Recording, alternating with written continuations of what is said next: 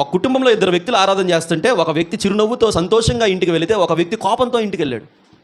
ఎందుకంటే దేవుడు కళాఖండిగా అక్కడే చెప్పేశాడు, నీ ఆరాధన నాకు అవసరం లేదు, నీ అర్పణ నాకు అవసరం లేదు, నువ్వు కూడా నాకు అవసరం లేదని చెప్పేశాడు. ఏ రోజన్నా దేవుడు మనం చేసే ఆరాధన కానీ, మనం చేసే ప్రార్థన కానీ, మనం అర్పించే కానుక కానీ, అర్పణ కానీ ఏదైనా కూడా ఎప్పుడైనా దేవుడు నాకు వద్దు అని చెప్పాడా? చెప్పితే వినే స్థితిలో ఉన్నామేంటి మనం? అసలు నువ్వు ఇచ్చిన కానుక ఆయన అంగీకరించడం లేదు మనకు తెలుసా? మనం చేసిన ఆరాధన ఆయన అంగీకరించడం లేదు మనకు తెలుసా? మనం చేసే ప్రార్థన ఆయన అంగీకరించడం లేదు మనకు తెలుసా?